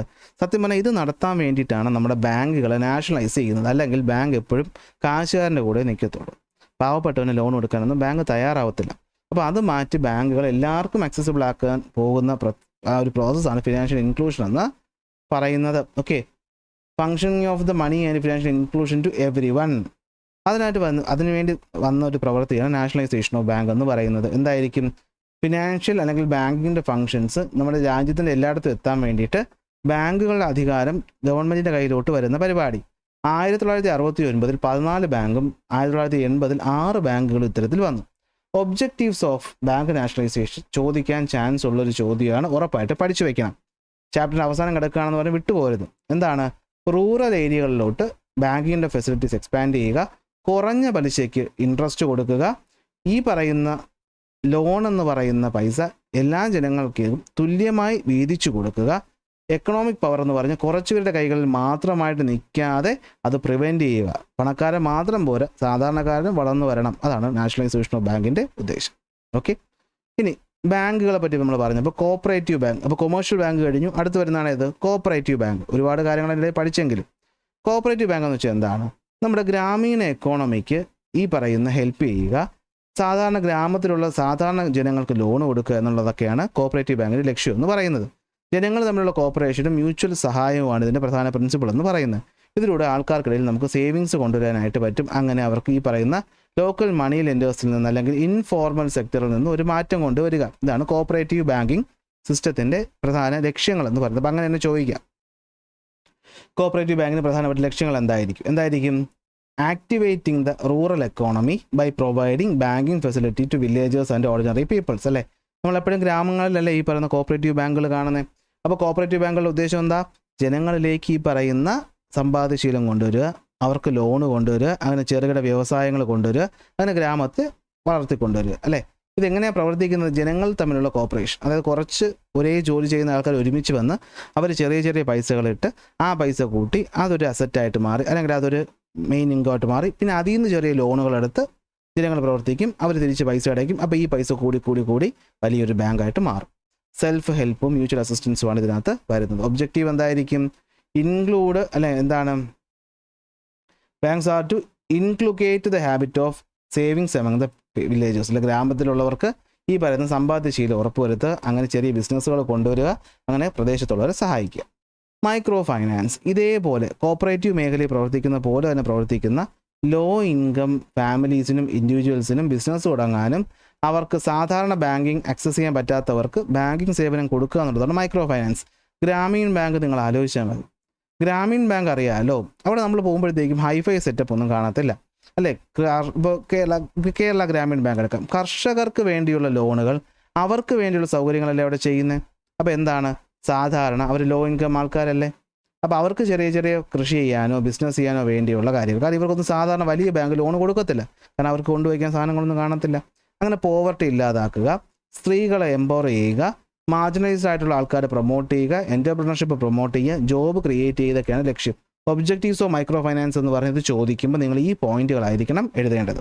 അപ്പോൾ മൈക്രോ ഫൈനാൻസിൻ്റെ ഒബ്ജക്റ്റീവ് ആയാലും കോപ്പറേറ്റീവിൻ്റെ ഒബ്ജക്റ്റീവ് ആയാലും ഇപ്പോൾ ഏതാണ്ട് ഒരുപോലെ ഇരിക്കും. രണ്ടായിരത്തി എഴുതി വെച്ച മാർക്ക് കിട്ടും കേട്ടോ. ഗ്രാമീൺ ബാങ്ക് പ്രൊഫസർ മുഹമ്മദ് യൂനസ്, ബംഗ്ലാദേശിൽ 83 തുടങ്ങുന്നത്. നമ്മുടെ നാട്ടിലെ കുടുംബശ്രീകൾ എന്ന് പറയുന്നത് ഇത്തരത്തിലുള്ള മൈക്രോ ഫൈനാൻസുകളുടെ ഒരു ഉദാഹരണമായിട്ട് നമുക്ക് കണക്കാക്കാനായിട്ട് പറ്റും. ഇവിടെയും മറ്റേ same point, woman empowerment, savings habit, കാര്യങ്ങൾ എഴുതി വയ്ക്കാം. ജൻധൻ അക്കൗണ്ട് അവസാനം കിടക്കണമെന്ന് വെച്ച് വിട്ട് കളയരുത്, ചോദിക്കും. എന്താണ്, എല്ലാ ജനങ്ങൾക്കും ബാങ്ക് അക്കൗണ്ട്.